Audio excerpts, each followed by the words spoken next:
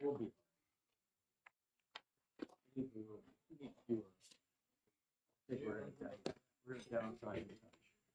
Are you ready, Jeb? Yeah.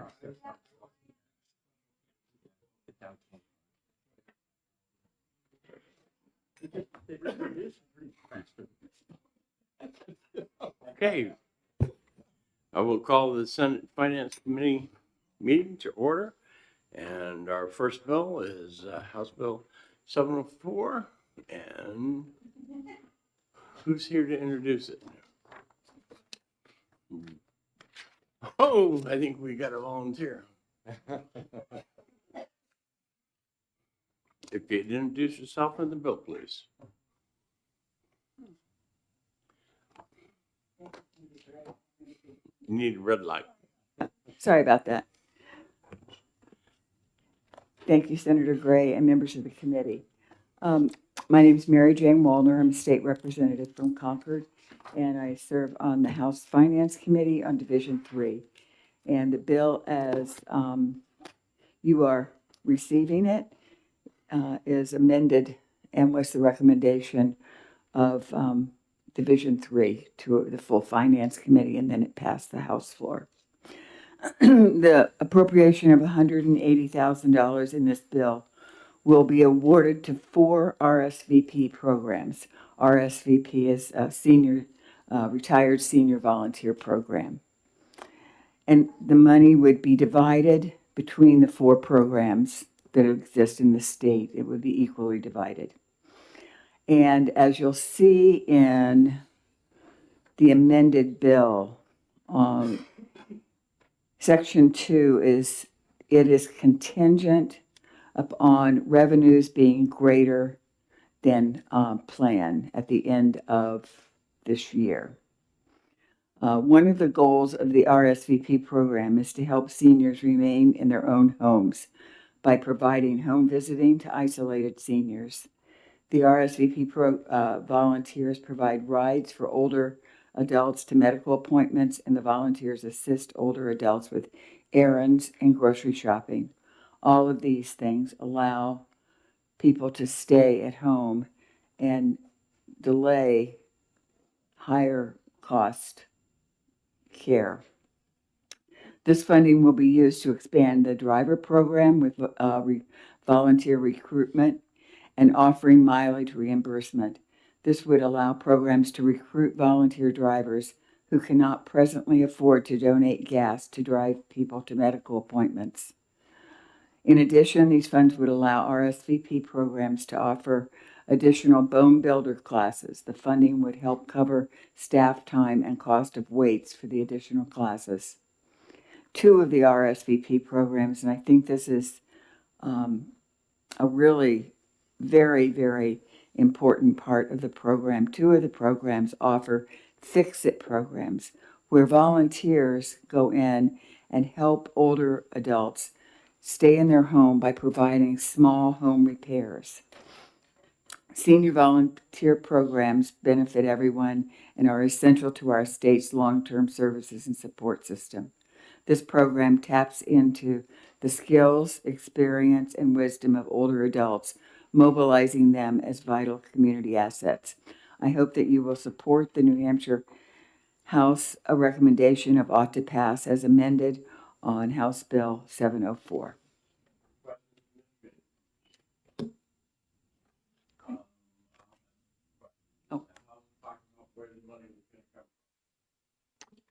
General funds, if general funds come in above plan. I'm not sure it's a question for her or you, but again, so the question I have is, again, given the budgetary actions we took and the $50 million back in the budget cut for the department, if I remember right, under HB2, didn't we agree to allow for surplus funds to be used to backfill that first, those back in the budget cuts? That is probably correct.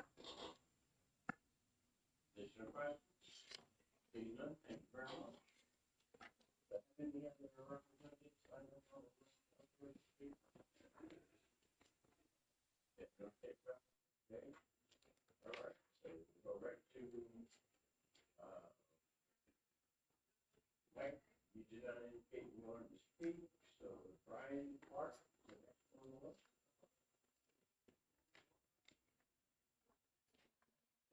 You want to wait till the end? Thank you. I'll go ahead. Thank you, Senators. Brian Clark, I'm General Counsel for the Bureau of Adult and Aging Services. Here today to talk about House Bill 704. So it would make a contingent appropriation for the retired senior volunteer programs, which are federally funded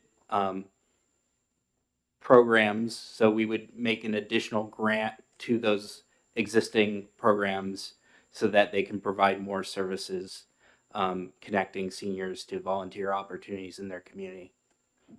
And I'm ready for questions. Thank you. Representative Wallner said that it would enable more people to stay home. Does that mean it might keep people off of Medicaid long-term care waiver longer?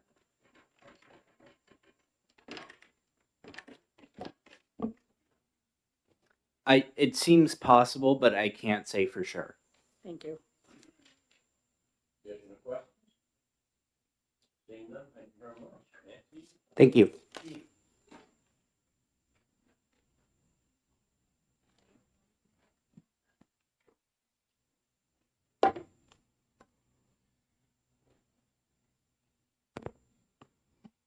Good afternoon to our chairs and our honorable members. My name is Nancy McKeon. I'm the Executive Director of the Friends Program. I am a lifelong New Hampshire resident, and I'm here today in support of House Bill 704.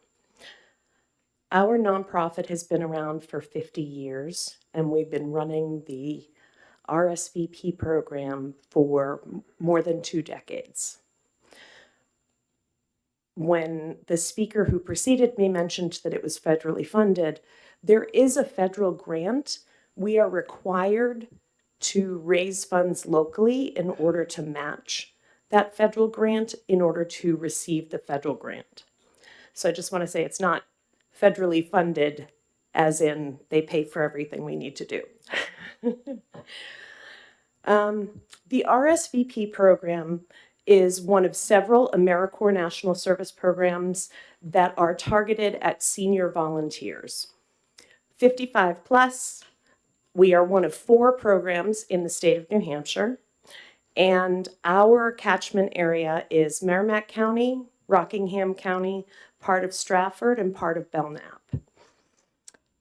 Our program provides more than 300 volunteers, and last year they served more than 30,000 hours in our communities. You've heard Representative Wallner mention volunteer driver programs. In addition, we have folks who provide grocery shopping as well, dropping groceries off at somebody's door. We also have companionship programs, and we recruit, train, and certify volunteer leaders that offer twice weekly classes. This is across multiple of the RSVP programs. So more than 100 free classes a year at 30 different locations for just our agency alone. Those classes have a capacity of up to 25 people, and they are safe, they are social, they are run to a high standard, and they ensure that seniors are not sitting at home if they can't afford a gym membership. So we think about a taxi or an Uber, we think about medical transportation, we think about gyms, we think about the Fix-It programs that the other agencies have. All of those things are services that seniors need in order to be able to stay in their home. At the same time, New Hampshire is one of the fastest aging states in the nation. So you have an enormous number of New Hampshire residents who are ultimately leaving the workforce, and they still have skills and talents to give. RSVP keeps those skills and talents in our communities, improving the lives of New Hampshire residents by giving that service. They also run blood drives, they run food pantries, they provide backpacks full of food that get dropped off at school districts for food insecure kids to take home with them. The number of services that they can provide is endless, and our job is to find them, find out what they're good at, and then match them up with a local nonprofit or a public agency that can put those skills to work. That's what these programs do.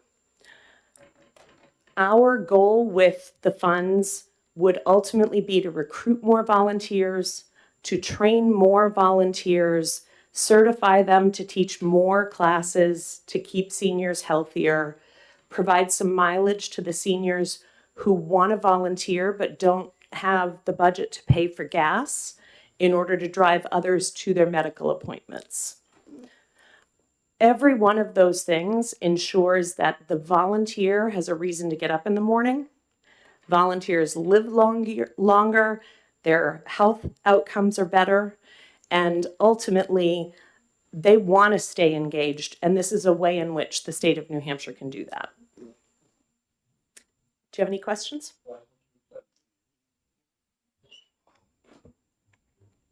Seeing none, thank you very Okay, much. thank you.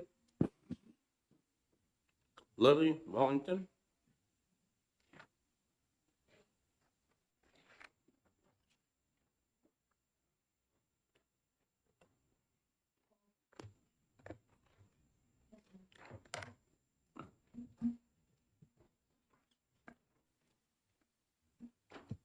If any of the rest of you do have handouts, if you give them to the Apologies. aide.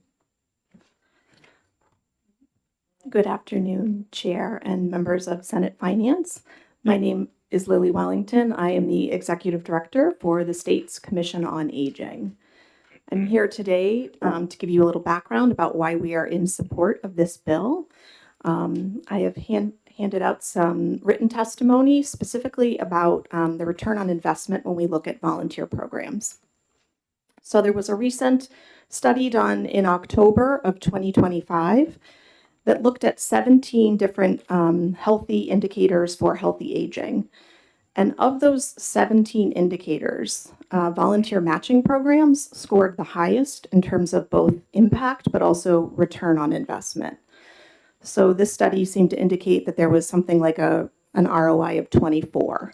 So if you're looking at $180,000 and the return on investment being 24 times that, it's quite a good investment for the state.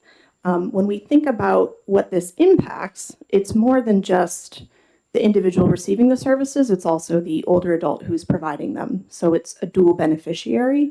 So this has a tremendous impact on not only our system of care, when we think about we don't have enough workers currently to deliver in terms of transportation or healthcare.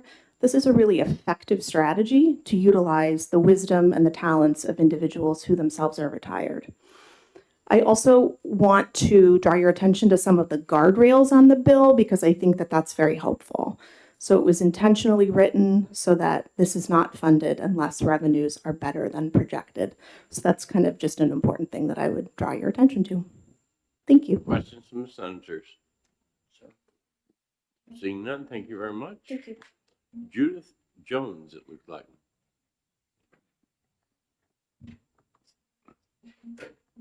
Good afternoon, Mr. Chair and senators.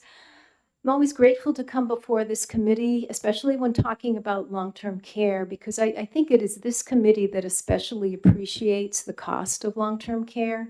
So here we have a bill today that helps rebalance the system and infuses funds in community-based care, which we know lowers the cost of long-term care.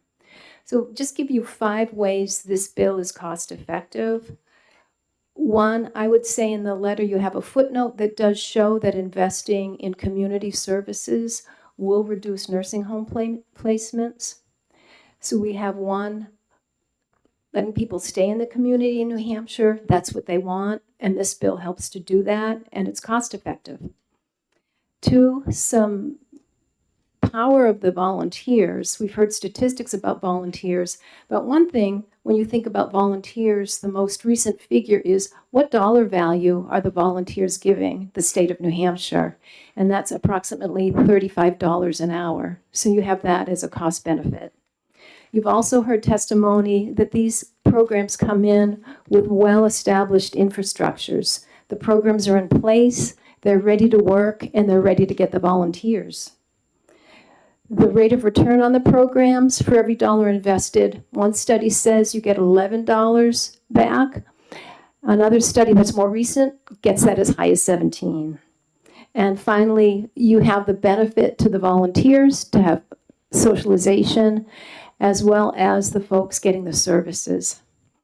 So if you asked me about this bill, it's an opportunity. There are some words I think of associated with the bill, which is high impact, cost effective, common sense, and delivering to Granite Staters what they want in a cost effective manner. Thank you.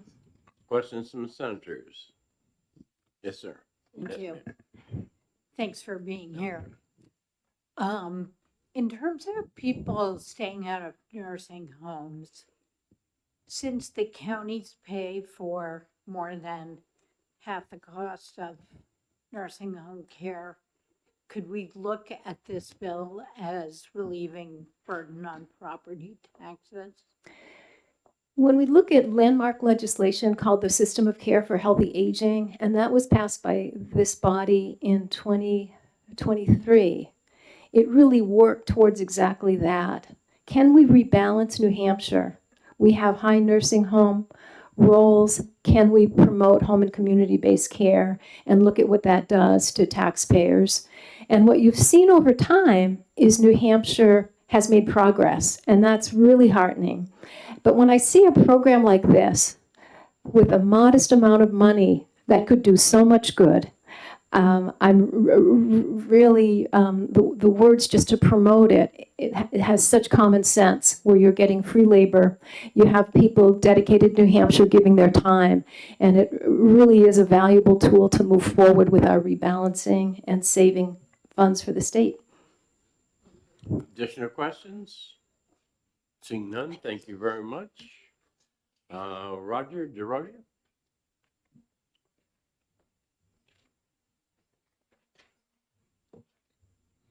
Good afternoon.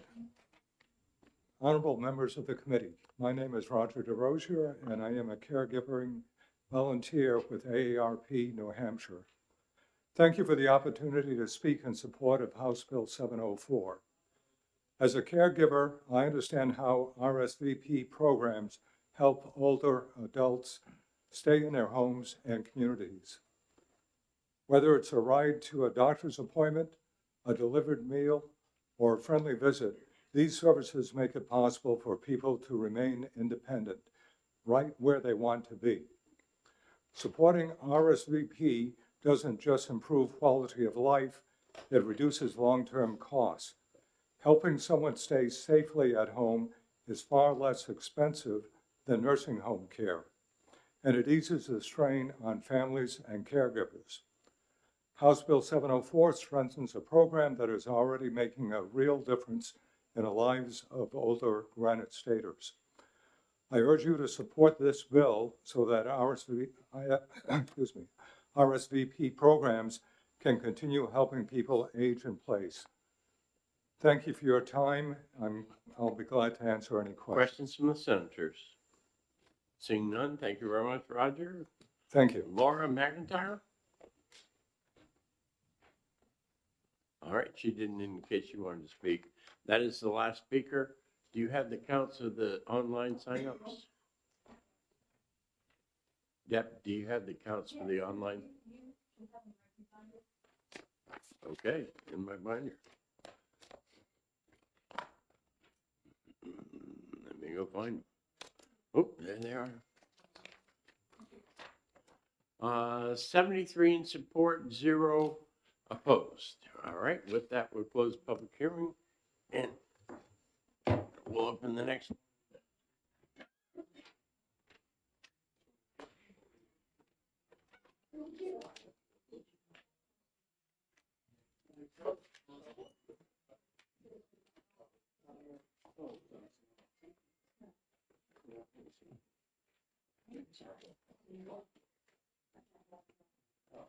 Well, while we're between hearings, guys, when you come up, we prefer that you don't read from your scripts. We prefer that you talk to us. Because you can hand in your written testimony, and as far as I know, I do not know any senators that cannot read. So, we prefer that you talk to us, not read to us. Okay? Also, the standees, we prefer that you sit.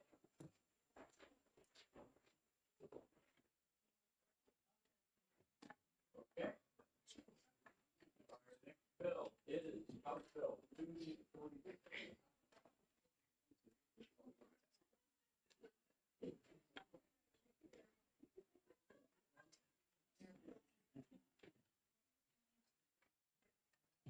Representative, if you would introduce yourself.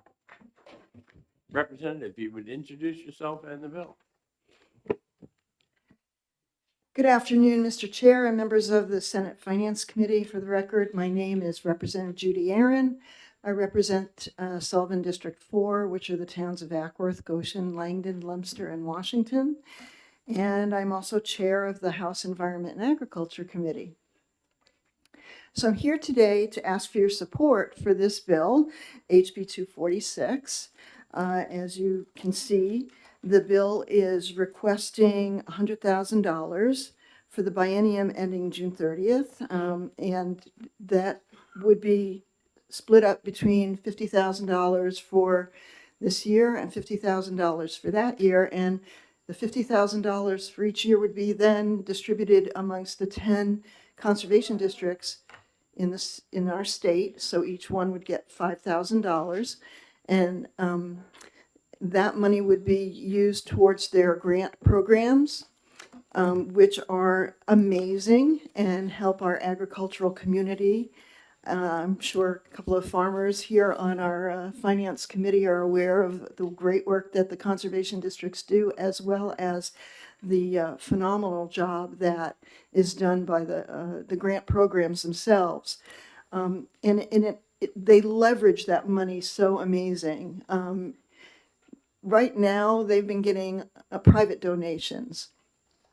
And they've been, certainly raising a lot of money for that. But what they seek with this is to show these folks who are giving privately that the state supports this program, these grant programs. And because of that, I think that will help them get even more donations privately. So this is a really great investment. It's leveraged very well, and it helps enormously the ag community bring forth some new innovative ideas that they can try in terms of dealing with all the pressures that farmers have to deal with in terms of pest management and drought, how to deal with drought issues, how to deal with all of the different kinds of problems that these farmers face on an annual basis. So that's it in a nutshell, and I have not read my testimony. I do have it written, and I do hope that you will read it. This will go a very, very long way to help our farming community, and there are folks here who are interested in testifying to give you examples of how well this program is run and how many people it helps and how it helps them. And I do recognize, we have scarce dollars in the state, and there's a lot of people asking for money, but I really do think that this is such an incredibly well-run and well-leveraged opportunity that it will really be good to help, to invest in this as a state. Thank you. Question from the senator, Senator Lang. Thank you for taking my question. Sure. So, well, I was looking online because I didn't know what the climate resiliency program was, so I had to go do some research to figure that out. And in doing that, I see that just in June of 25, right, just less than 8 months ago, they issued over 337,000 grants. Yep. About $337,000 in Mhm. grants over 10, all across all 10 counties. Mhm. And so I guess my question is, do you know what their balance is, what the number I looks don't, like? but there are maybe? folks here who can answer that. Okay. Yeah, Additional questions? Seeing none, thank you very much. thank you. David Trumbull.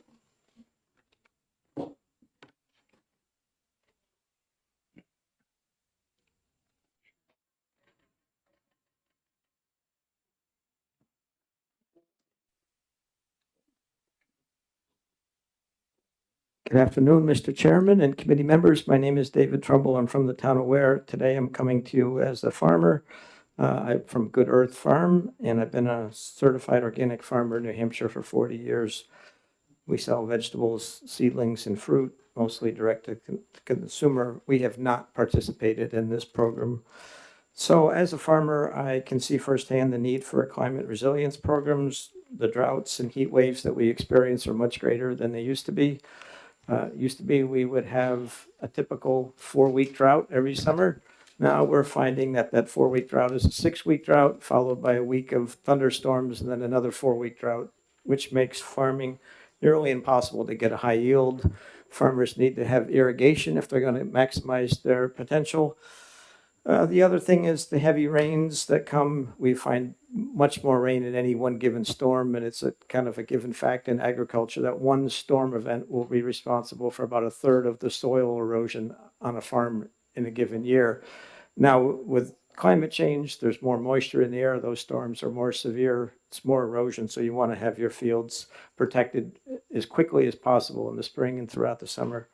So those are the climate impacts. This bill, as you pointed out, Senator, has done several $100,000, I think, over its entire track. It's like $700,000. There was tremendous testimony at the House when this bill was heard a year ago from a lot of farmers. I don't know how many other farmers are able to make it today. The types of equipment was asked at that hearing. It could be certain types of farm equipment are specific to this, like no-till planters. There's Perfecta field cultivators. Some farmers now are using silage tarps as a way of reducing having the soil exposed at all. This would be for small-scale vegetable farms. And drip irrigation is totally necessary for vegetable farms. Without irrigation during the droughts, your yield would be 1/3 of what it would be if you had irrigation. The last thing about soil health is that by reducing erosion, you're able to keep your organic matter up. When your organic matter goes up, you have better drought protection. So it's kind of cyclical. If you can protect your soil, you have better drought protection. The last question is about the economics. New Hampshire farms generate over 7,000 jobs a year and 120 million a year in direct wages, almost 70 million a year in tax revenue. If you take into account the multiplier effect, you're talking about $500 million economic impact. One last thing is that at the hearing in the House, a representative said, well, if it's so good, why does the state have to buy this equipment for the farmers? Why can't they get it for themselves? And the answer is just simple, that young farmers starting out don't have enough money to capitalize their farms. It's a very difficult business. You're lucky if you make $20 an hour. And it could take years and years for them to be able to get the equipment they need to run a successful farm, and they may end up not continuing farming because they just can't make it. So the state really would be putting a little bit of seed money here that would go a long way. Thank you very much for your time. Questions from the senators? Seeing none, thank you very much, Thank you. David. Benny? I'm not real sure of your printing, so I didn't attempt the last name. What was that? I said, I wasn't quite sure of your printing, Yes. so I did not attempt your last That's name. okay. You know, my printing could greatly improve. My name's Benay. Let me pull this up. Good afternoon, Honorable Chair and members of the committee. My name's Benay Hershon. I'm the district manager with the Cheshire County Conservation District. And I'm here today to really highlight the significance of this program and also explain how the program runs. While all 10 New Hampshire conservation districts are actively promoting and administering the program. The Cheshire Conservation District, we are the main administrators of the program, and we bring all of the conservation districts together to support this program annually. So far, in our total grant rounds since 2022, we've provided 139 grants directly to farms for a total of over $1 million in funding and direct-to-farm grants. And this program is extremely important for so many reasons. If we want to have farm fresh food, if we want to have food that is locally grown, we need to have farms that exist in order to supply them in our state. Additionally, since our last agricultural census, we have seen a 10% decrease in farmland over the last decade and farm businesses in our state. Our farms generate $11.5 million in tax revenue a year. That's state taxes alone. In the grand scheme of things, New Hampshire agriculture is generating a total of $67.8 million in taxes as well. And as mentioned before, it's extremely expensive to run a farm in our state. There's been an increase of 21% of the average expense over the last 5 years, and that's projected to continue to climb. And so to get started as a young person in the field of agriculture is nearly impossible these days. But we also have so many amazing farms, family farms, who have been doing this for multiple generations in our state, who are struggling to continue doing this. And outside of growing nutrient-dense food for our communities, farms are also important for our tourism dollars. Folks come to our state in order to see the beautiful farmlands that we have. But that's all to say, we have a lot of folks here who can share the importance of agriculture, but I'd really love to open it up to any questions from the committee on how this grant program runs. And I'd also be happy to speak to the funding, and we've been able to really privately fund this program for a number of years, but last year we had to turn 31% of our applicants away from the program because we didn't have enough funding to sustain it. This is really an opportunity for New Hampshire to step in as a partner to leverage private dollars and work hand in hand with these funds. Senator Pearl. Thank you, Mr. Chair. Thanks for coming in today. I know Cheshire County has a pretty robust equipment program where they loan things out. Would some of this money be used toward purchasing equipment for the farmers to access?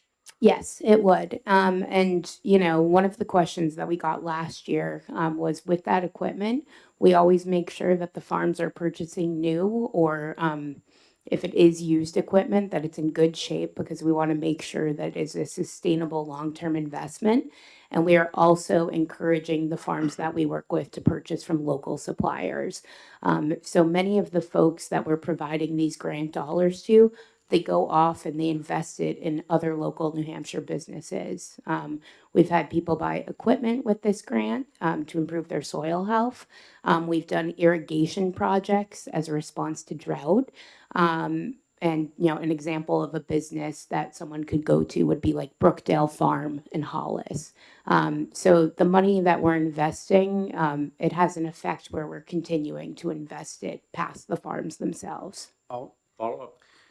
can you talk a little bit about, well, the program criteria for one, as far as what the farms have to look like, the size of the farms? And Yep. can you talk about also the grant process, you know, the follow-up and the accountability for following through on the Definitely. program? Yeah, so in order to be, to even apply for the grant, you have to be selling direct to consumer for at least 2 years. So we have that requirement to ensure that, one, we are in fact working with a farm, and we utilize USDA definitions with what a farm is. So that's generating a certain amount of sales a year. But also we want to make sure that the farm business is already successful. We're not simply providing dollars to farms that are just really starting out. Now, we open up the grant round in November. We have a pretty lengthy application process that every single farm will complete in order to receive funding. And we promote our grants from November until they're due on February 1st. So we've just received all of the grant applications from our most recent grant round. Throughout that process, we offer informational sessions. We also offer an opportunity to work directly with the farms because, farmers, we're not grant writers. And so we want to make sure that these farms are really set up for success. In addition to completing their application, they'll often submit a technical assistance form. This is when we ask if they're working with the USDA Natural Resources Conservation Service or a crop advisor or UNH Cooperative Extension, where we'll actually get a form signed to see if an ag professional has been consulted on this project. Then the applications are submitted to each individual district who has a selection committee made up of conservation district staff, board members, and other agricultural professionals and providers. Once it goes through the application selection, and all of the districts are utilizing a ranking matrix that we have created, and all of that information is also publicly accessible. So for example, if a farmer is working with a service provider, that could attribute to a higher ranking within the pool. We make sure that I want to encourage you to be a little higher level. Okay. We don't need to be down here. Okay, I understand. You want the more zoomed out look. But we, thank you, I appreciate it. We then will notify applicants. They have to submit an initial contract. They submit a W-9 form, they submit insurance so that we know that these projects are insured through a liability perspective. And then we check in with them throughout the duration of their project. They have a year to successfully install and complete their projects, and then they submit a final report that we retain on file.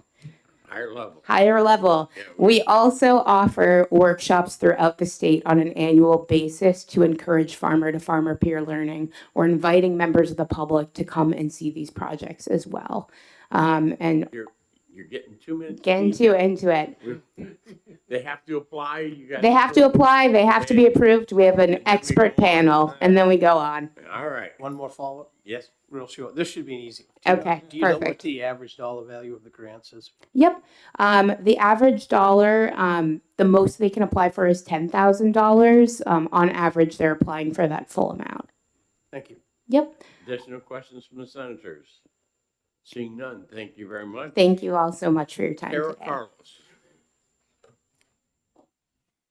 And it looks like she may have signed in Evan too.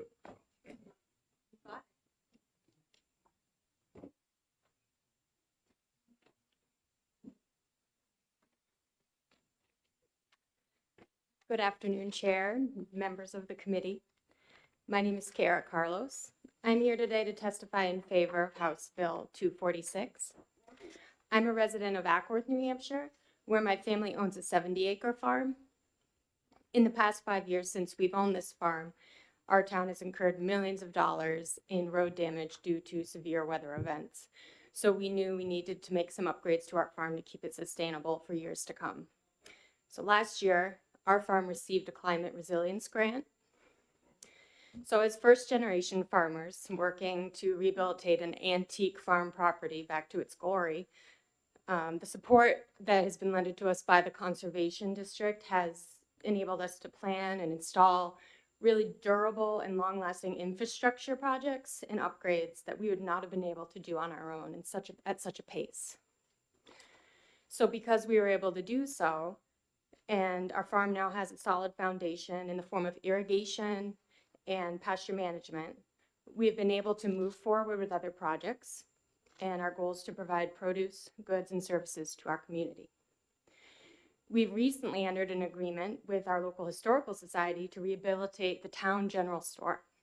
So here we're going to sell our goods, and we are also going to act as a vendor for other local farmers and suppliers so we can serve as part of the cooperative network of growers set up by and marketed by the Conservation District. So in short, by supporting this bill, you're not just supporting giving money to one farmer. It helps to strengthen a cooperative network of farmers and craftspeople who feed and enrich our communities. So thank you for your time, and I'm happy to answer any questions you Questions may from have. the senators? Seeing none, thank you very much. Thank you. Robert Traver.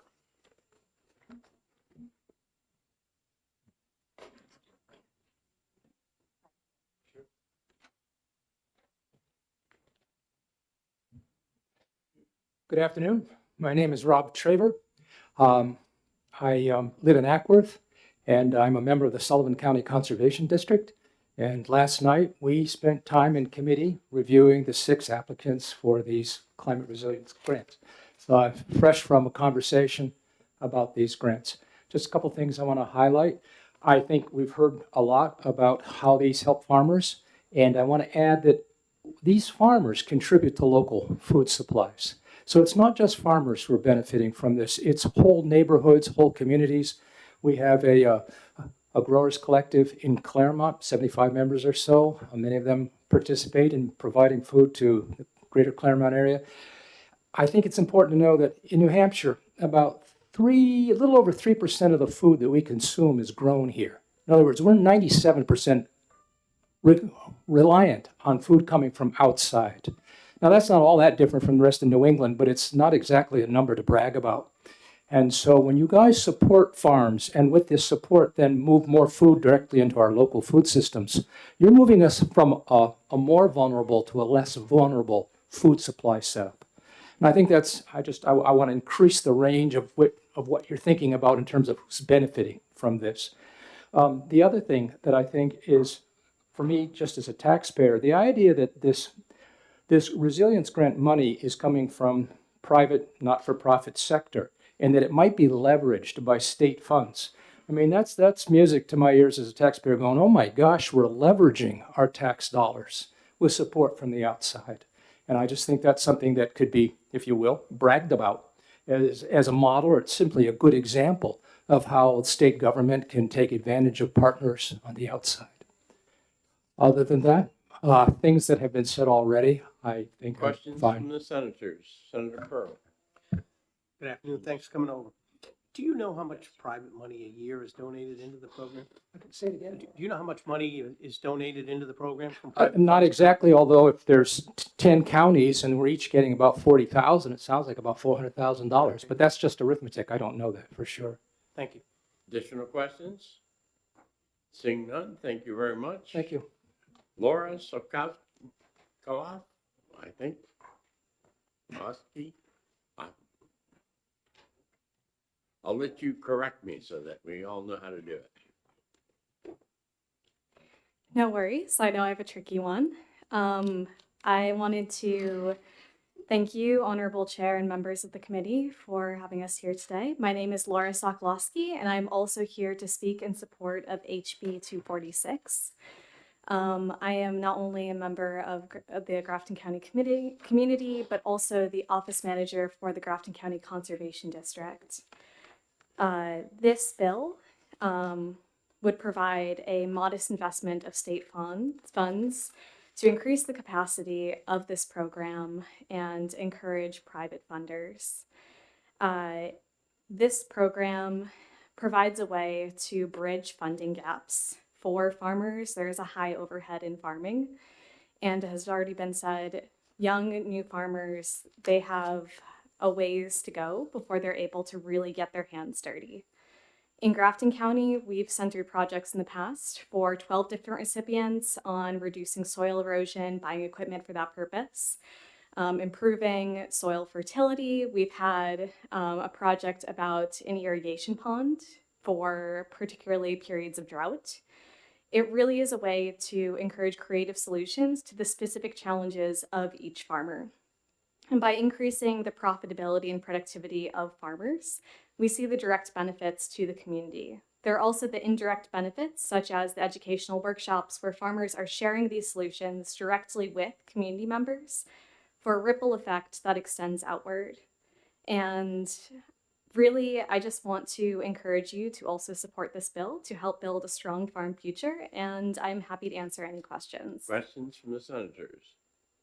Seeing none, thank you very much. Jan Hanley?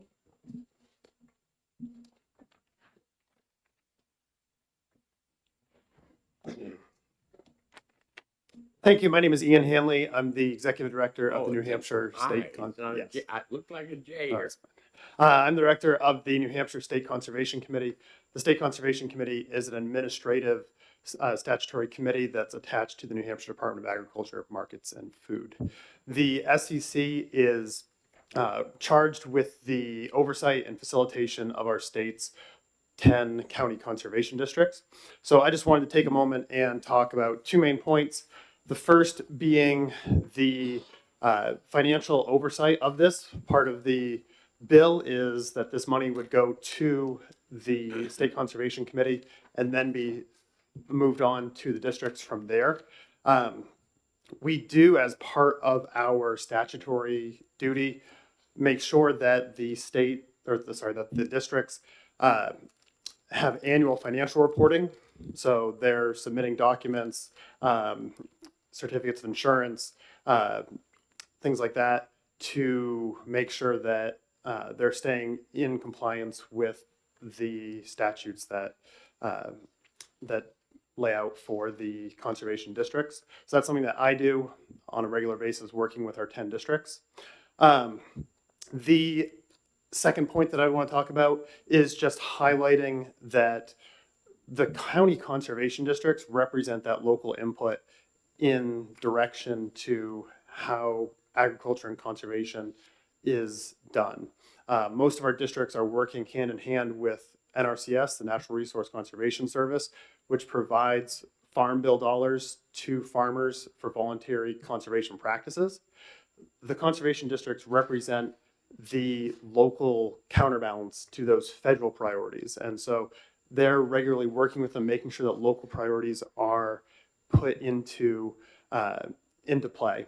And this bill is a great opportunity to make sure that we continue to have local priorities that are implemented in our conservation practices. So I think it's a great way for the state to, again, show that commitment. Currently, New Hampshire is one of the only states in the country that does not provide any funding to the conservation districts. This would be the first time that any state level funds come to the districts. All the districts get their administrative funding through the county. And so I think it's an amazing way for us to start showing a commitment to local food production. I'll end my testimony there and take any questions. Thank you. Questions from the senators? Senator Pearl. Good afternoon, Ian. Thanks for coming in. Didn't we send some ARPA dollars into the conservation districts a couple of years ago? You are correct. Yes, we did. That was $580,000 that was used for rental equipment. So to go back to the rental equipment piece, that was used, and we got a good number of pieces to help that. So you are correct. That's my mistake on that. But none of that money went into the climate resiliency. Nope, that was 100% going into the rental equipment program. Yep, that's what I was thinking. Thank you. Yep. Additional questions? Senator Waters. Thank you, and I thank my colleague for bringing that up, because wouldn't it be fair to say that the great success of that program immediately commenced conversations about how, what are we going to do given the great success of the equipment program and other things. And then when we hit the droughts, this has been, percolating up a lot through the conservation, through the Farm Bureau, and so forth, that this is one of the best things we can do, but now we need some funding. I would definitely agree. I think the rental equipment program, not to go on a completely different tangent here, but the rental equipment program is one of the highlights of our conservation district system in the state. We get inquiries from around the country about this. I'm speaking on a panel virtually next week for a California conference on how to do rental equipment programs for low-cost rentals. So we have a really a gold standard program that's, other states are looking at as an example. So this would definitely be a great way to highlight that program and get farmers both committing those conservation practices and then also being able to utilize the rental program. Yeah, if I guess maybe just follow up a bit more. And the name of the head of the National Farm Bureau. The head of the National Farm. Yeah, he was up a couple of years ago, and really touting what had come through with the Solar for Farmers program, and that's not a large part of this, but wouldn't it be fair to say that giving the farmers another opportunity for resilience to sustain their power and to provide, whether it's power for electric fencing or pumps or whatever, that they can produce on site, that this is one of the most immediate ways that some farmers can save some money? Yes, the solar projects are an eligible application. They are limited in the amount of the total dollars within the program, but absolutely, it's a great way. We've seen a number of good projects come through that have been solar-based for solar pumps or other kinds of resilient projects. Additional questions? Seeing none, thank you very much. Thank you.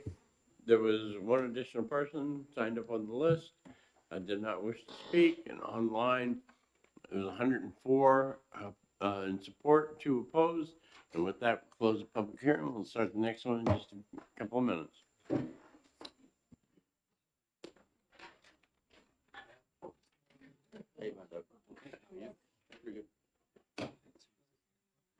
Yes.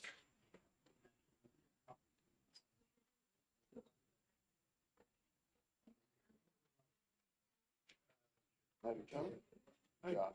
Josh, nice to see you again.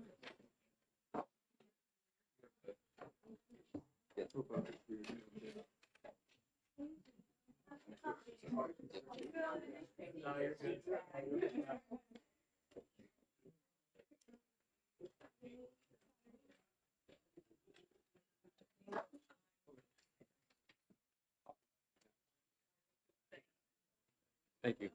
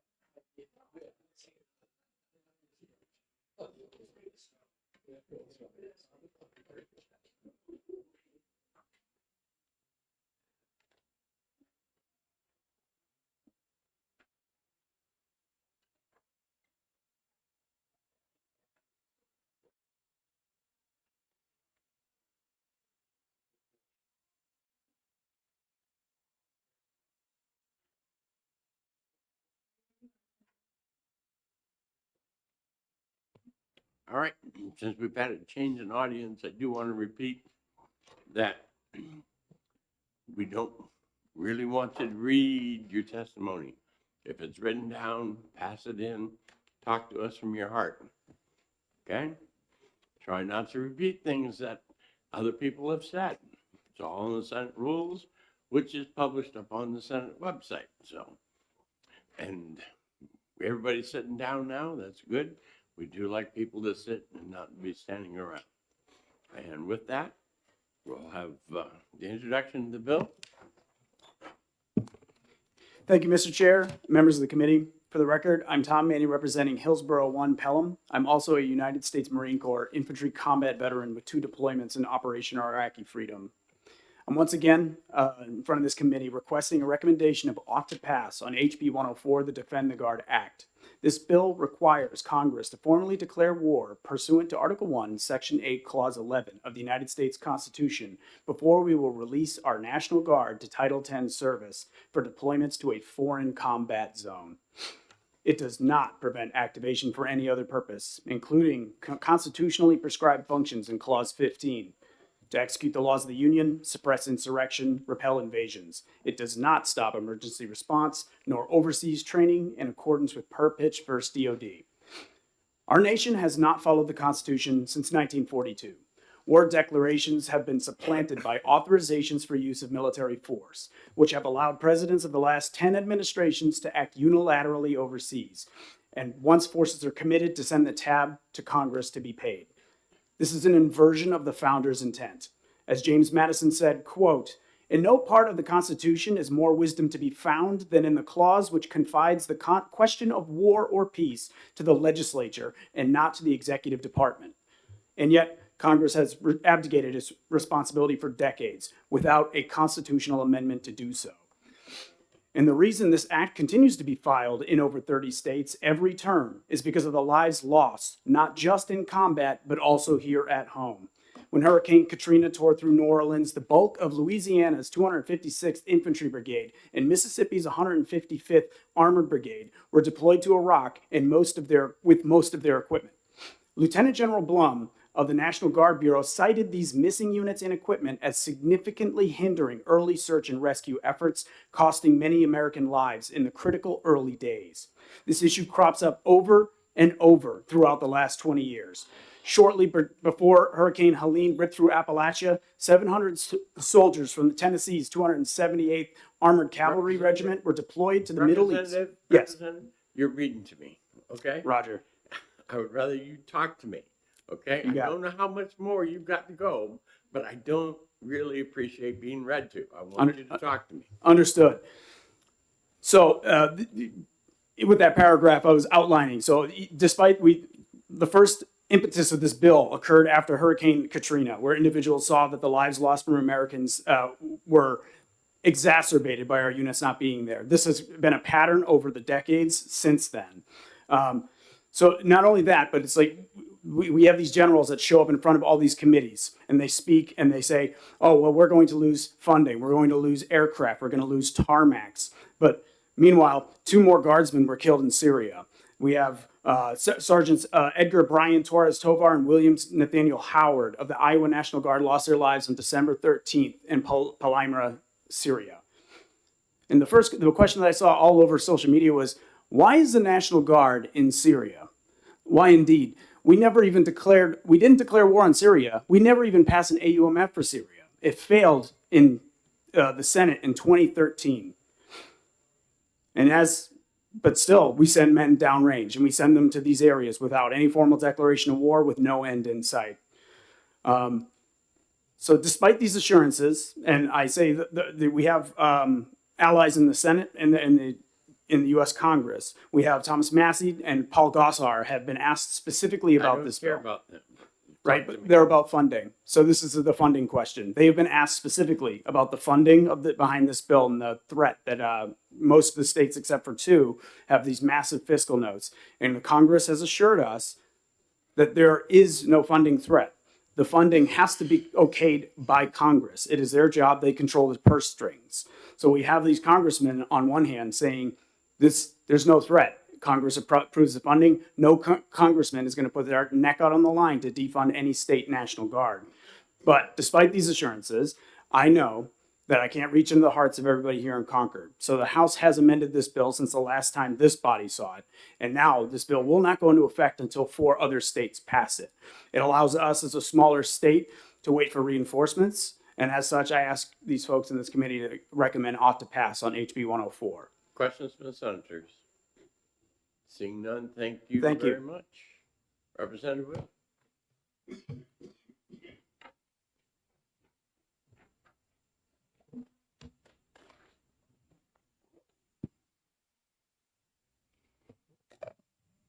Thank you, Chairman Gray, members of the Senate Finance Committee. For the record, my name is Representative Jonah O'Ryan Wheeler, and I represent the towns of Peterborough and Sharon. And I'm here as a co-sponsor in favor of following the United States Constitution. And that sounds like a political talking point, sounds almost pedantic, but it is 100% true.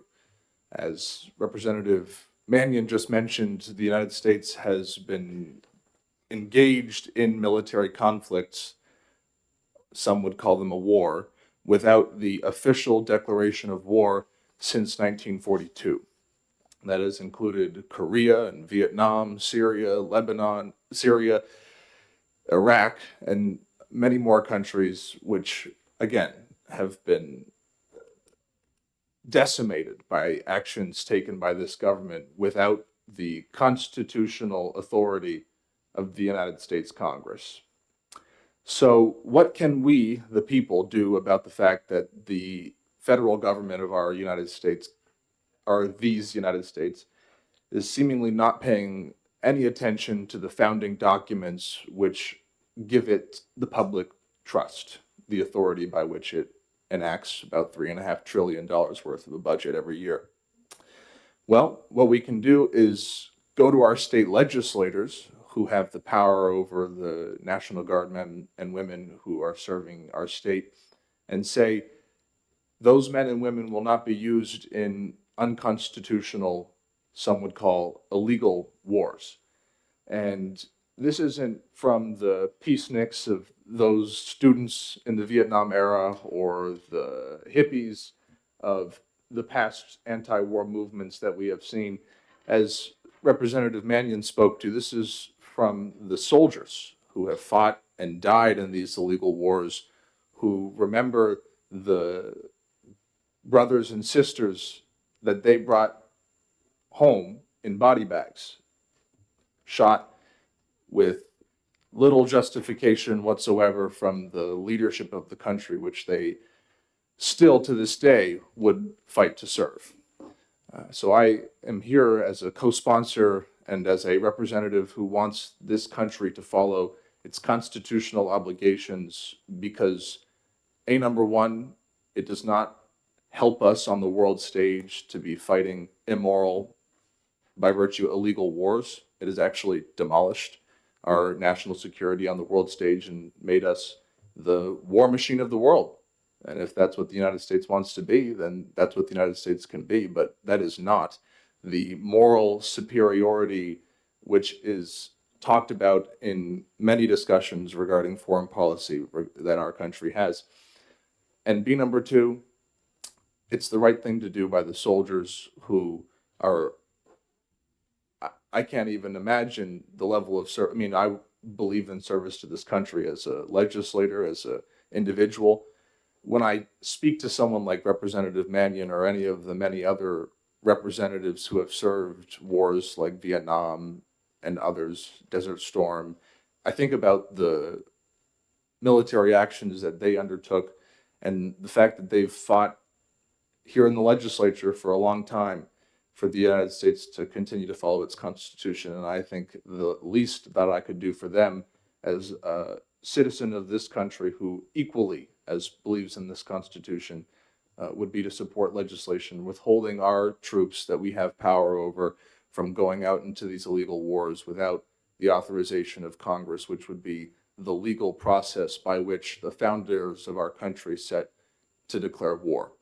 So I'm not scared of the military-industrial complex's threats of removal of funds because of the points that Representative Mannion brought up, those funds aren't going to be removed. I'd like to see a United States Congress that attempted to strike the funding of a National Guard branch entirely out of the one state in particular. I think that would set up constitutional and other kinds of issues that would be far beyond than that one piece of legislation. And I think that ultimately the lives of these soldiers and men are not,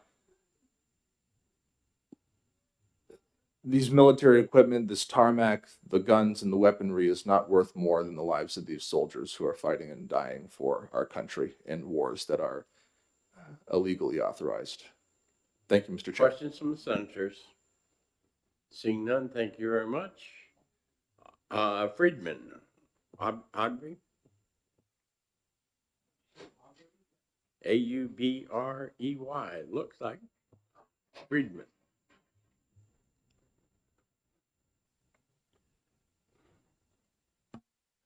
Mr. Chairman, committee members, Aubrey Friedman. I live in Bridgewater. I speak in support of this bill. I've testified in support of previous ones. This one, I just want to concentrate on the fiscal note because this is a finance committee. The risk of losing the funding. So in the fiscal note, I think it's conflating Title 32 with Title 10. Title 32 is supposed to be for when the New Hampshire Guard or any guard is working domestically in its own state or in the other states of the United States. We're talking domestic. And it is true that actually in that Title 32, the president does have the power to take back the money. It is clearly stated in there. But again, this is domestic stuff. Now, Title 10 is for deployment overseas. That's what this bill is talking about, deploying overseas, Title 10. And I don't see anything, that's under the authority of the president and so forth. So I don't see anything in Title 10 giving the president the authority to take back money if the guard doesn't perform what it's supposed to do. As far as the Congress, as was mentioned, has the power of the purse. Also, the Impoundment Control Act of 1974 does not allow the executive branch to claw back money that's been appropriated by the Congress. Only Congress can do that by rescission, and they actually did this last year. That's the way it works. The executive branch cannot do that. And furthermore, Congress loves the military. And as high as the budgets are, and they come over from the president, regardless of which administration, Congress is in the habit of adding more money to the military budget. They love the military. They're not going to be cutting back. I think this is a scare tactic that's used. And lastly, just about the amendment about adding 4 states or Massachusetts or Maine who might enact similar legislation, I think that's an improvement to this bill because the earlier version, New Hampshire might have been out on the limb and may be subject to retaliation, being the only one, but I think there's safety in numbers. So those are the reasons I support the bill, and I do think the risk of this defunding the $395 million is just not going to happen. Questions from senators? Seeing none, thank you Thank very you. much. Mr. Grandy, in general, I'm going to ask you guys to go last so that you can summarize, and I'm going to take the rest of the people that are in support first. So Eric.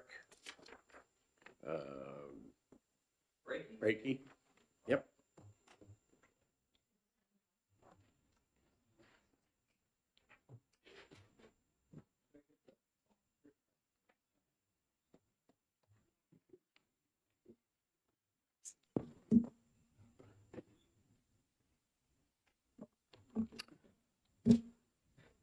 Chairman Gray, Vice Chairman Innes, members of the committee, including happy to meet for the first time my senator, Senator Waters.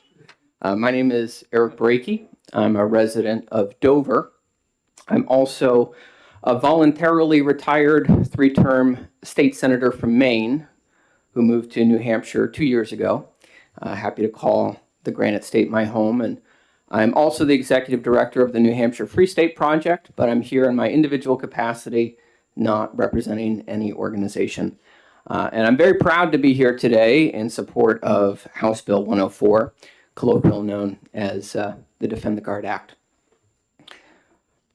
You know, I have to say, one of the things I love most when I come to the State House here in New Hampshire is that statue outside. And it reminds me, that statue of Daniel Webster, I'm always reminded of the example he set and also some of the prophetic wisdom that he imparted to future generations. And I just want to quote very briefly for you from Daniel Webster. He said, "It will be the solemn duty of state governments to protect their own authority over their own militia and are interposed between their citizens and arbitrary power wielded by the federal government." And that is exactly what this legislation is seeking to do. It is seeking to follow through on a duty that the state governments have to defend their National Guard troops from the arbitrary authority, from misuse of them by the federal government. Now, as previous speakers have noted, this situation of undeclared foreign wars has gone on for almost a century, but since the dawn of the War on Terror 25 years ago, we've been in a unique situation as far as it comes to National Guard troops. For the last 25 years, National Guard troops from the various different states have accounted for almost half of troops on the ground in these foreign wars, which was never the original vision for what the National Guard was supposed to be for. And of course, this has come at tremendous toll to our military men and women. It has come at tremendous toll to their families, to taxpayers. And as far as I can tell, the only tangible benefit that seems to have come from this is that certain military industrial complex contractors have gotten very rich off the situation. And I'm not reading my testimony, but I just do want to make sure I hit a couple of points. I do have laid out in my testimony some of the constitutional framework for this legislation, which you're welcome to review. I will just very briefly note that the Constitution is pretty clear about which branch of government the power to declare war and the responsibility to declare war resides in. It is the legislative branch. James Madison outlined the reasons why very well, that the executive branch has the most to gain from war and therefore is the most prone to it. Therefore, it's with studied care that the power to declare war was put in the hands of the legislature. The problem, however, is that on the congressional level, nobody in Congress wants to vote on war because they, as I see, they like to keep receiving the contributions from those who profit off of war without having to go on record and be held accountable by their constituents in election season for having voted for it. And so we're in a catch-22 situation where Congress will not take responsibility as they're constitutionally obligated to do, and therefore it falls to the state legislatures to defend their National Guard troops. And as was previously noted, the militia clause of the U.S. Constitution is very clear that the state militias, the state National Guards, can be mobilized for war purposes, to suppress insurrection, to repel invasion, and to enforce the laws of the Union. When we take the example of Syria, for example, where National Guard troops have been deployed, and was noted, we recently had National Guard troops who were killed in Syria. The mission was not to repel invasion, but to conduct an invasion. The mission was not to suppress an insurrection, but to foment one. And there is no law of the Union that can be pointed to. Not even the 2001 AUMF, which was previously cited and was passed on the grounds of going after Al-Qaeda, which, of course, as we all know, attacked us on 9/11. In fact, in Syria, we literally put Al-Qaeda in charge of the government there and have called it a victory. So there's no law that can be pointed to. On a personal note, just on the cost and the toll that our military men and women are facing from this. I'll always remember, I was the bill sponsor in the Maine Senate in my last term for parallel legislation on this, and I'll always remember we heard in the last public hearing there from opponents of the bill, including the Adjutant General for the state, arguing about money. And I thought it was very interesting to not hear arguments about why these wars are justified, why it's, nobody goes around and says anymore, we're defending democracy, we're fighting them over there, so we don't fight them over here, because nobody believes it anymore after 25 years. But we heard a lot about money, and I'll always remember my good friend Sergeant Aaron Rollins, who served in the Maine Army National Guard and lost one of his buddies in a roadside bomb in Iraq, turning to me afterwards and saying, I can't believe that they're talking about money. I wish they would tell my buddy's mother that his death was worth it because the state got a few $1 million out of the deal. And I'm sure that Sergeant Aaron Rollins would be here with me today to reinforce that point, except since then he's become one of the 17 military veterans every single day that has taken their own life by suicide. And as we have conversations about money, I just want that question to be in everyone's minds, how much money is worth it when we're talking about the lives of our soldiers in wars that Congress doesn't even care enough to vote on and articulate a clear mission for. And I've outlined in my testimony as well, I won't go into the details. I know I, as a retired senator myself, I have found the literacy rate among senators to be fairly high. So you can read that yourself. But there was a legal memo published several years back by the West Virginia ACLU outlining the legal protections that are in place when we talk about these threats to state funding from the federal government. It's mostly a paper tiger threat, and you're welcome to read that outlined there. So, as well as additional details in my testimony that are before you. So, in conclusion, I appreciate you taking the time to consider this legislation. I certainly hope that you will recommend ought to pass and you will vote for it. But most importantly, I certainly hope that this year, unlike Congress, which refuses to vote on war, I hope that the New Hampshire Senate will do an up or down vote on this bill so all the people can know where their senators stand. Thank you very much. Questions from senators? Seeing none, thank you very much. Thank you. All right. General, you and Mr. Grady, the last two, you can just decide who goes first. You can go together, whatever you want to do. The two of you are the only two left.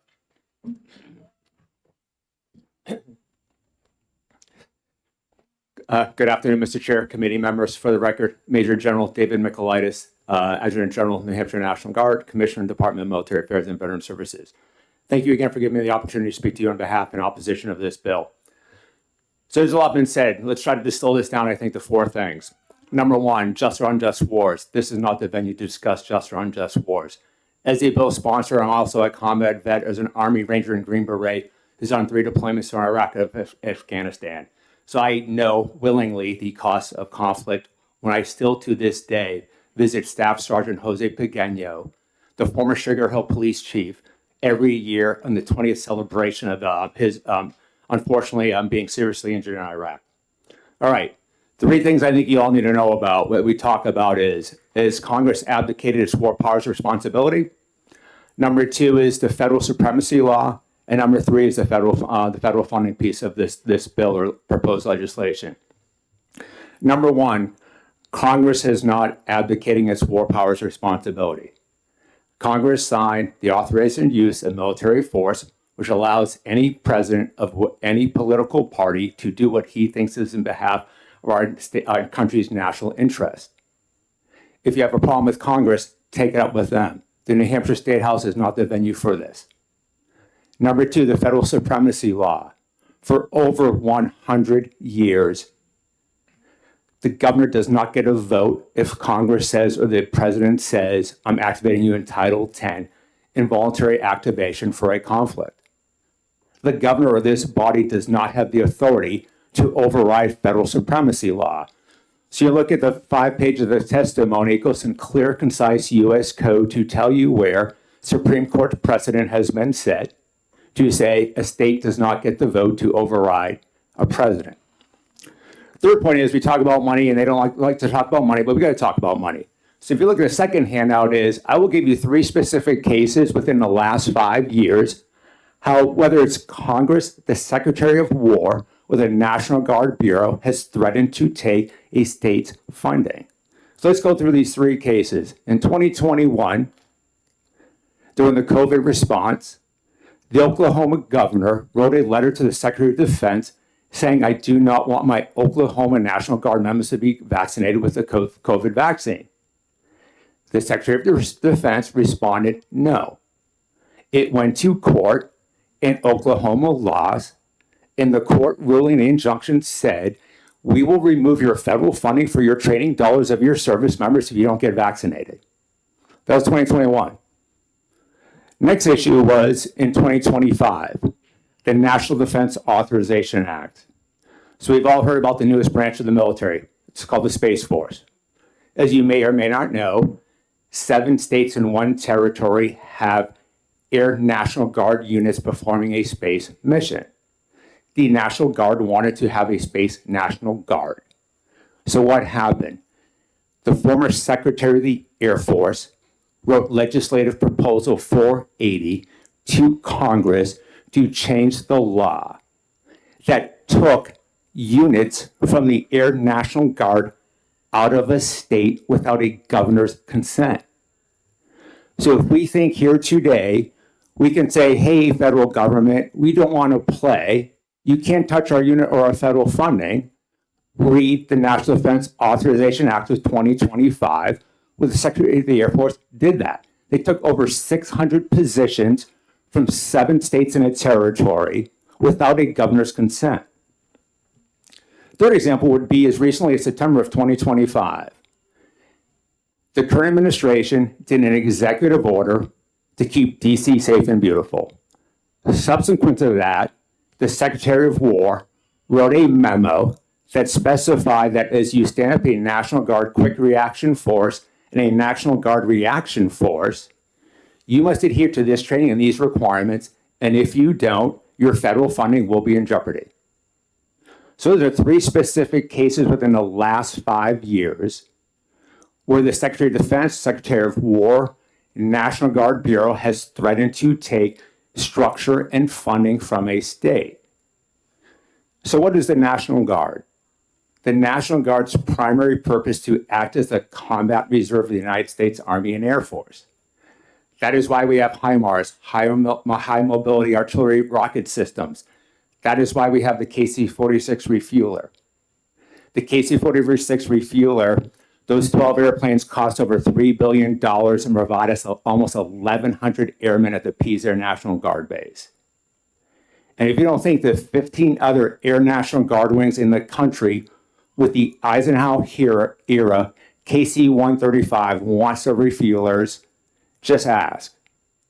So in summary, I admire the admiration of the bill sponsor. The fight is with Congress, not in the New Hampshire State House. Federal supremacy law says you cannot trump what Congress or the president tells you to do. And number 3 is it will allow us to lose our federal funding, which has the equipment that provides our soldiers. So when another individual testifies says, hey, I don't like your fiscal note of $395 million, think of the Super Bowl. You don't train in readiness for a domestic operation mission. You train in readiness for your wartime mission. All of our pay and allowance, all of our equipment, all of the maintenance are 100% federally reimbursed. Subject to your questions, that's all I have. Senator Birdsall saw you first, and then Senator Waters, and I think I saw some other hands go up over here. So, thank you, General, and thank you for taking my question. So, I heard that Congress would not defund, but isn't it true that Congress actually funds the National Guard Bureau, and it's the Bureau that dictates who gets the money or can pull the money back? Yes, ma'am, you are correct. Okay. So isn't it possible that if we pass something like this, the National Congress can, their hands are wiped clean. They gave the money. It's the National Guard Bureau that's going to pull the money back. Yes, ma'am, you're correct, because we're essentially saying we don't want to do our federal mission is what we're funded for. Right, final question. yes, ma'am. How many states have passed this? 0. Thank you. Senator. Thank you, Mr. Chairman, and thank you, General, for all you do and for being here today. Just 2 questions. One is, you mentioned the KC-46, and could you just talk a little bit further about how essential that operation is, and if the duty calls for national defense, you got to be ready to go? Yes, sir, it's critical. So I would give you an analogy would be is whether you like it or you're not, the recent conflict or the thing that went on in Venezuela, the Vermont National Guard was involved with that. So you don't know when your nation calls. So whether it's combat aircraft or what we call Air Mobility Command, which is transports or refuelers, it's primarily a Title X mission to support whatever contingency or emergency operation that could be ongoing throughout the globe. Thank you. Just one more. Follow-up. There's been a lot of discussion of money, and I understand that, but wouldn't it be fair to say that those people serving the Guard who have answered the call of duty and served, and some have fallen and paid the ultimate sacrifice, that they weren't doing it because they were worried about New Hampshire losing funding? They were doing it because of their patriotism and following the Constitution, the call of their commander-in-chief. Wouldn't that be the case? Yes, sir. I would say the number one reason people join is a sense of service or purpose. So there's something bigger and better than beyond themselves. Thank you. Thank you, Mr. Chairman. Additional questions? Senator Lang. Thank you, Mr. Chair. Thank you, General, for taking my question. So going back to the U.S. Constitution, Commander-in-Chief, defined in the statute, chief leader of the active military, federal military forces, correct? Yes, sir. Follow, serious question. So when I think about this, when the president, as part of his commander-in-chief role, federalizes the National Guard, there's no role for the governor anywhere in the Constitution, is there? Correct. Lastly, last question. Sir? It's my understanding that when we're talking about a declaration of war, that there's been court cases made, and it basically came down to if Congress funds an activity of the military, that is the equivalency of a declaration of war. So if they fund an activity in a foreign country and they provide the financial resources for the military to engage in that, that is the equivalency of an act of war. So I haven't heard of it put in that perspective, but I would agree with you. I think generally speaking for us is it's really just the activation piece of it. If the president says you're involuntary activated or mobilized, there's no recourse. Yes, sir. Yes, ma'am. We do it. Thank you. Okay, my turn. I was at a briefing down in Washington, D.C. with the Lieutenant General, I believe is your boss. And I want to confirm that he has expressed the same things he expressed to me, is that in his discretion, when he is doling out the money that has been appropriated, that he does so in a manner where the mission of the Guard will be advanced, okay? And if some state decided to not participate in these things, it would influence his decision on the appropriation of those monies. Sir, 100% agree. The National Guard is a combat reserve of the United States Army and Air Force. It's because, as our forefathers mentioned, they don't want a large standing army. So a lot of resources have been put into the reserve component, both the National Guard and reserves.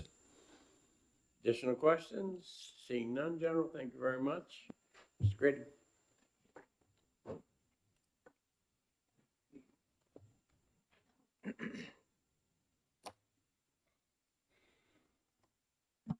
Thank you, Mr. Chairman, ladies and gentlemen of the committee.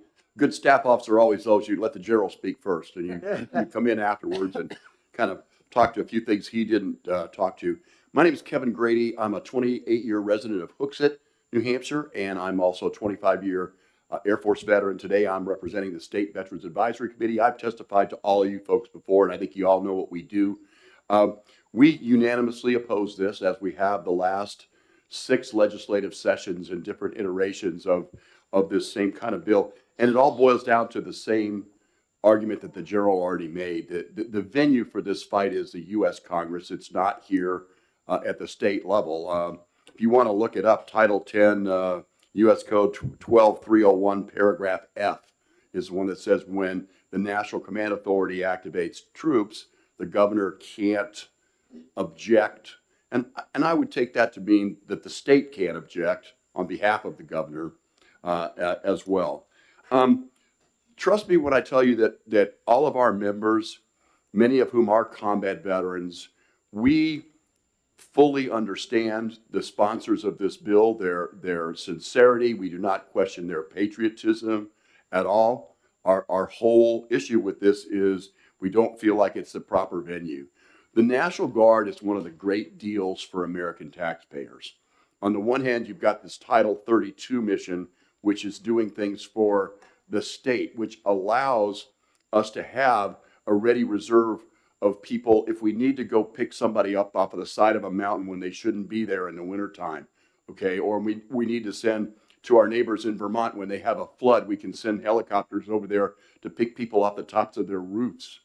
And if you're the federal government, and that unit has a search and rescue mission, okay, it doesn't get any better for realistic training than actually doing a real live search and rescue mission. So they'll fund that. And as the general said, most of the money that we get spent on our Guard comes from the federal government. It comes through the state and then it gets rerouted there. The National Command Authority, they have the ability to just activate forces. And we have a very good relationship on planned deployments, things that we know where people are going to go out of town that are worked years in advance. Everybody coordinates all of those things. At the end of the day, my last job in the Air Force was sitting behind a big steel desk.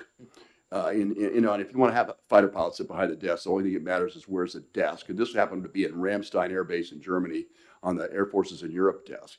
And I can tell you that at a headquarters level, they're pretty intolerant of people that decide they don't want to follow the rules. They really are. And as I look at this from wearing my staff officer hat, and Senator Birdsell's point is quite is correct here. You know, the way the money flows to the service secretary from the Secretary of Defense, and then it goes down to the individual services, and they portion off a section for the Guard, and the National Guard Bureau runs that money. And we keep talking about the loss of the revenue. That it's not that they're going to take money out of the budget. They're just going to move it somewhere else. They're just going to take those forces and move them somewhere else. You know, there are fighter pilots all over the Air Force flying the F-16 that would love to be flying the F-35 that those guys over in Vermont are flying, the Guard. There are, and as the general mentioned, there are captains all over our Air Force right now that are flying a 70-year-old airframe that would love to be flying our KC-46s. But here we are, and we have that. And there's an active duty squadron right alongside our Guard folks, training every day, interoperability every day, doing a real world mission that's very important.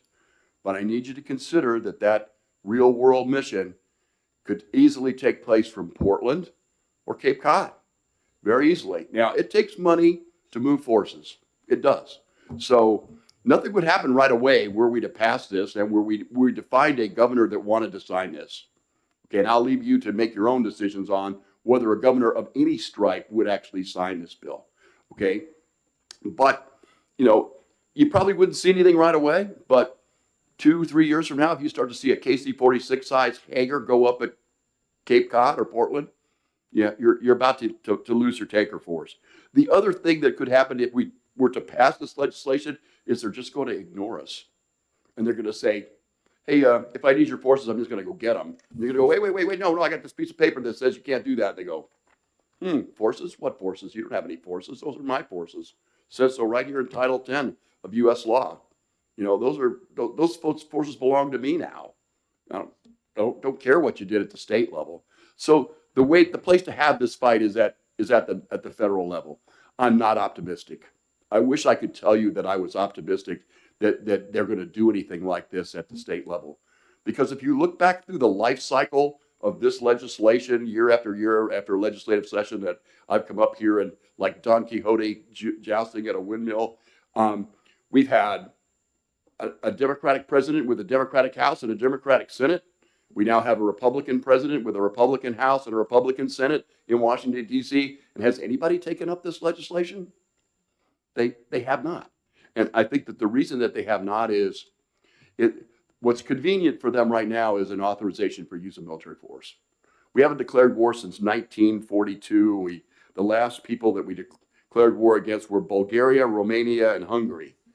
And at that time in World War II, we went on a wartime footing in the United States. We went on this wartime economy. We asked people to make stuff that they didn't want to make to support the war effort. We don't need to do that anymore. I personally think Congress has declared war for the last time. I really do. I think the AUMF is the way they're going to operate going forward. Could they tighten that up? Sure. Would I like them to tighten that up? Absolutely. I'd love for them to tighten that up. But right now, this is not the way to get this done. The way to get this done is to get the political will in DC and not here in Concord. So subject to your questions, that's all I really wanted to tell you. Questions from the senators? Senator Lang.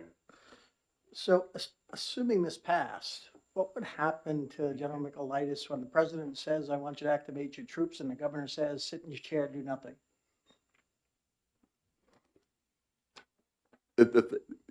You're saying now if the president decides to activate our forces and General Michaelitis says, oh, we got the state law, what's going to happen to him? I don't know. More than likely what's going to happen is that the forces are just going to pass through to wherever they're being activated to, and they're under the command of somebody else right now. Thank you. Additional questions from the senators? Seeing none, that is the last person who signed up. There were 2 people who signed up. Opposed to the bill, and online there was 47 in support and 0 opposed. I will take a motion to go into executive session. We have a motion and a second to go into executive session. All those in favor say aye. Aye. All those opposed say nay. We are in executive session. We might as well take this bill up right from the start.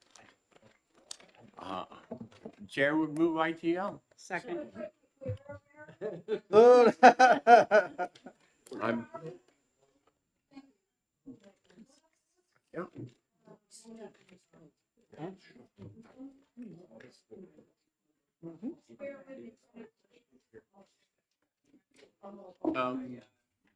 What's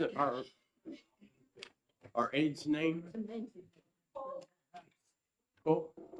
I believe that Senator Carson's folder book is in the office. She's got it. Okay. We're good. This We is the just one heard we it. were just hearing. I wanted to do this one quick.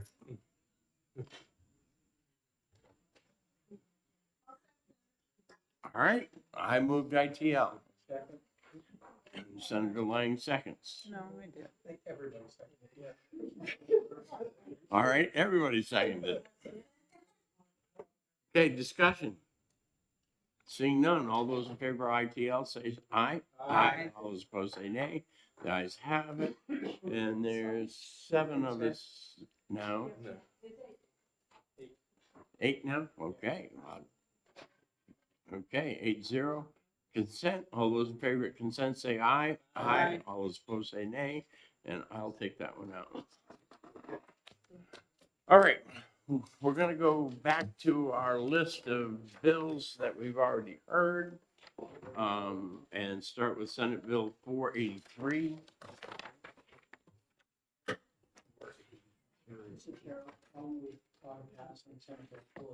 Second. Just a second, Deb, give me the high sign. I don't want to get spoken to again. I did. Okay. So the intent of this will be to pass it and then put it on the table. Is that correct? Correct. That is Sen- our intention, Mr. Chairman. We can know that at the end of the term, we have the money. Okay. Is there any discussion? Senator Rosenwald. Thank you. I appreciate the motion from my next door neighbor. And he and I and 2 House members have sent a letter to the federal delegation asking them to try to get the Office of Family Services to clarify and also to ask them to advocate for us being able to use TANF funds in this manner. Thank you. Further discussion? The motion is ought to pass. All those in favor say aye. Aye. All those opposed say nay. The ayes have it. And with the tabling motion anticipated, that will not go on consent. Okay, and so we got 541. Who would you like to take 43? She wants to take it out. Senator Rosenwald. I just was going to open it up in case anybody wanted to talk about it. My opinion is that we hold that one. Okay, and then moving on to 600. I think we were going yeah. All right.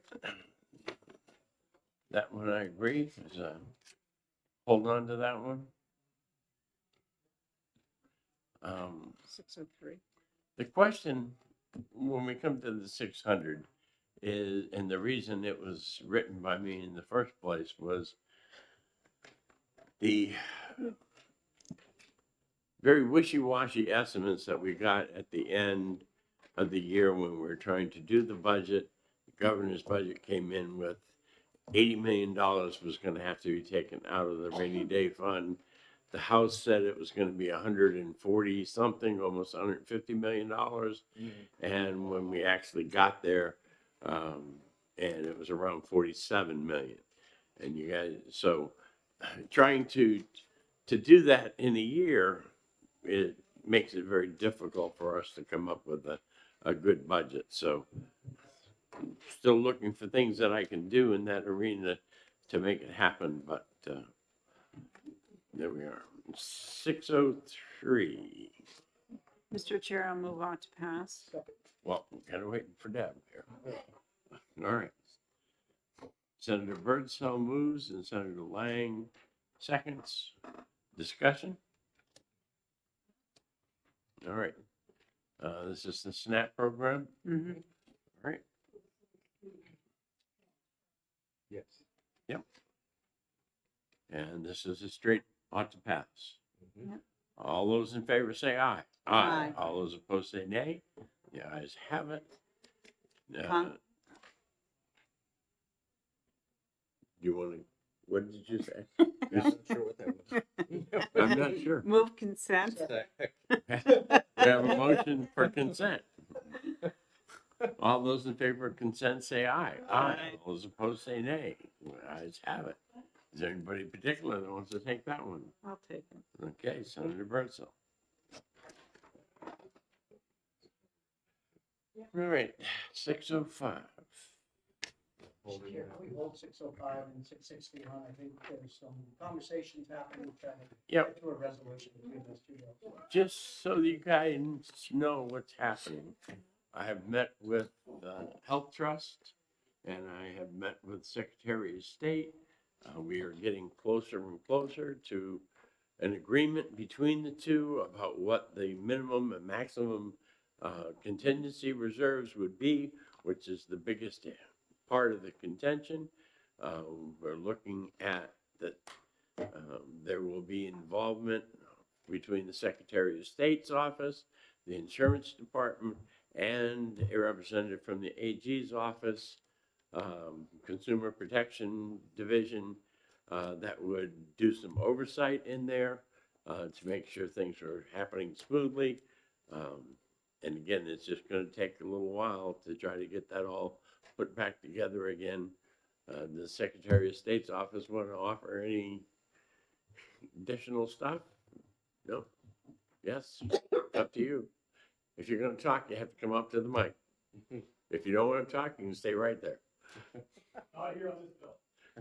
Okay. So without objection, we'll move on from those two. And the last one that we caucused about was 663. 662, Mr. Chair, I'll move on to pass. Oh, 662, excuse me. Yeah, sorry, we got two then. All right. 662. Move on to pass. Or Yes, Yeah. I moved on to pass. Mr. Chair, I'm going to ask that we pass this and lay it on the table and see if we have any funding available later on. OTP that we would also table, all right? Yep. Discussion. All those in favor say aye. Aye. All those opposed say nay. The ayes have it. I'll take it out if you'd And like. it has to stay off of the table if you're going, off of the consent calendar if you're going to table. I'll take it out if you'd like. Senator Pearl. All right, now we get to 663. Move on to I'm trying pass. to rush things here. I do not have an amendment on this bill. There's one in your books, but that's for a different bill. Okay. So just scratch that amendment. Senator Lang. Move on to pass. Second. Senator Lang moves on to pass. I further ask for a committee amendment to strike section 2, which is the actual appropriation, and I'll speak to that when you're ready. Yep. So I think we all know that money's tight. We've had a conversation with Mr. Lippman about the surplus we're expecting in the Medicaid and the Met tax. I guess it's Met, not Met tax. That'd be Met tax. But the Met tax, and to have we indicated as a department that we want them to use those funds to be able to take care of this long-term care issue that we dealt with through other funds in the fiscal process in order to keep the long-term care per diem at least level. But I think there's an important part of this bill that needs to move forward, and that's the study of the actual formula that we're using that's creating some of this controversy. And so while my amendment strikes the appropriation, I think it's important that we OTPA and send the funding formula study off to get that work done. Senator Rosenberg. Thank you. And thank you for your work on this, Senator Lang.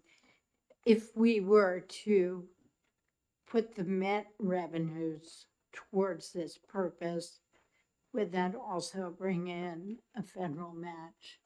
So it would be not the $3.5 million of extra Met revenue, but it would really be more like 7. So thank you for the question. So again, my understanding is a 50-50 match. And so if we put in 2.5 million of the Met towards this, they would be able to get a federal match of 2.5, which gives us 5 million, though we're not sure that's the exact number. So that's why I didn't include that language. I was originally going to try to attempt to draft an amendment for this for the funding side, but I think we probably want to hold off till around May because again, the Met is an estimate, not an actual. And so to include funding in this on an estimate is probably not appropriate, but we do know a direction we're going and the direction we've given Department of Health and Human Services to use some of that Medicaid money to support this Medicaid program as well. So, Senator. thank you. So the Met payments are made, they're supposed to be due April 15th. They come in by May 1st, I think. So we could act to restore that funding legislatively on a different bill. So that would be my Right. intention down the road. Once we know we actually have the money in hand, we have a couple months in April, the end of April going into May to be able to attach that to another bill and to further direct the department to use the money for that purpose. And certainly we would consult with the Medicaid director before we do anything. And if I could follow up, that would presumably mean amending a House bill and having to get them to agree or go to conference.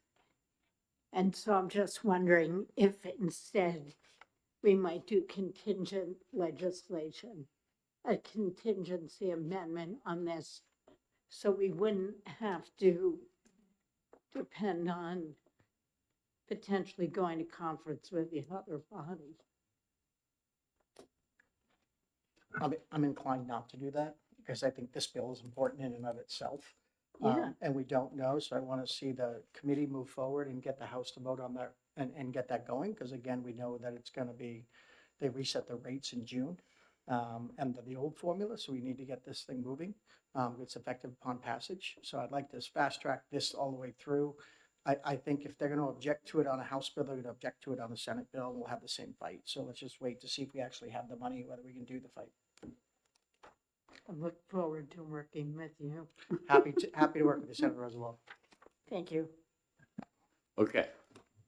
Motion is ought to pass. There's a committee amendment to delete section 2, renumber section 3 to section 2. Does everyone know what we're voting on? All those in favor of the committee amendment, say aye. Aye. All those opposed, say nay. Committee amendment passes. This is voting on the bill as amended. All those in favor say aye. Aye. All those opposed say nay. The ayes have it. Do I have a motion Move for consent. consent? I have a motion for consent. All those in favor of consent say aye. Aye. And Senator Lang, you get to take that one out. Apparently I'm not too.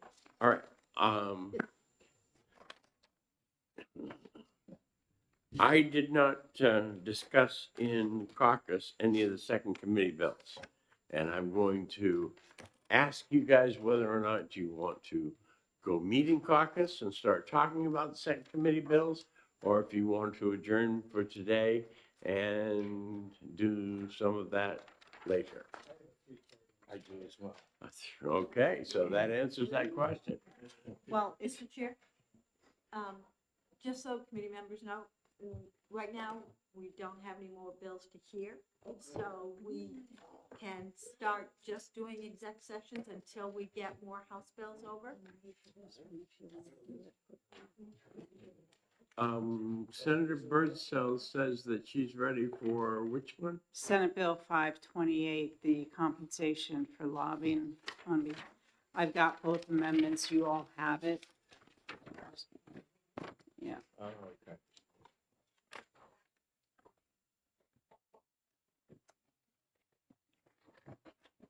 give you a minute to look at it.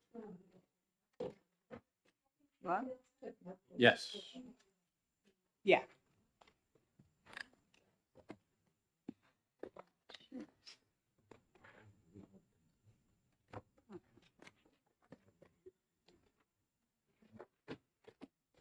All right, for scheduling purposes, I'm gonna move the start of the finance to 1:30. That will give us additional time on my side to caucus. So until we start getting other things, we'll leave it at the 1:30. That's acceptable. Trying to make sure that we're not wasting anybody's time. Okay? You have in front of you Senator Birdsall's Senate request. Bill 528, and I'll move ought to pass. Senator Birdsall moves ought to pass. Okay, and you're gonna move an amendment too. I'm going to move amendment 0440S. And what this does is it takes out the country of Venezuela and pushes the effective date to July 1st of 2027. No. I have an amendment with a higher number. Yep, that's next. Okay, so we're gonna take them one at a time, all right? I just wanted to make sure that I was doing the right thing. 4S. And, Senator Waters, you had a question? yep. Yeah. Thank you. A question for you, Senator Birdsall. I had thought the Syrian Arab Republic had been removed from the list by the president, and so I'm wondering whether it's still appropriate to include them. And I mean, obviously it was, but with the new government, I do believe that it was. I mean, I'm just uncertain about it because I know that we have established trade and other relations and security and so on and so forth, obviously because of our operations there. So I'm just not sure. This certainly was appropriate for the previous government, but I'm not sure Right. whether it's still appropriate to lump them in with the others that are clearly our adversaries. So anyways. How about we pass this and then I can do a floor amendment, taking Syria out? Whatever you'd like. I mean, I just please check, because I just think in terms of the strides that we have made with our relationships with Syria, both on national security and on economic things, that I mean, I know that the head of the government's removed from the list of terrorists and things like that. So if we could check, I just think that it would be unfortunate, but particularly considering all the people from New Hampshire who are of Syrian descent and have business operations and otherwise with the Republic. So All right, so doing a floor amendment will give you Do you want to time do to a committee? investigate. It's up to you, Senator. You're gonna make the motion. All right, I will, let's do a committee amendment taking Syria, Arab Republic out. The motion will be on amendment 0440S and with the additional amendment to take Syria out. Okay? and if you want to put them back in on the floor, because I think Hold on, it's a do good you idea, go understand right the ahead. amendment? Okay. I will check. All Does the right. committee understand what we're voting on? Yes, sir. Okay, all those in favor say aye. Aye. All those opposed say nay. The ayes have it. Is there a further motion? Yes, I move amendment 0569S. 0569S. And what this does is, this is basically kind of a TikTok fix, because I added language in here that basically says, under the qualified divestiture. So the bill says anything under 20% cannot be owned more than 20% of one of our adversaries. TikTok has gone ahead and reduced that, and they are now under the Protect Americans from Foreign Adversary Controlled Applications Act that was signed So that it allows them to be included into this piece of legislation.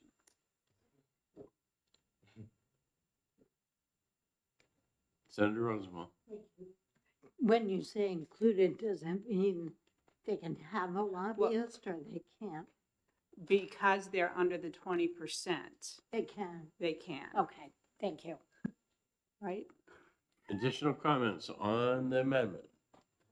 Seeing none, we are voting on amendment 0569S. All those in favor say aye. Aye. All those opposed say nay. The ayes have it. Now, we're going to be voting on ought to pass with 0440S and the committee amendment and 0569S included. Okay? All those in favor say aye. Aye. All those opposed say nay. Do I have a motion for consent? So moved. Second. We have a motion for consent.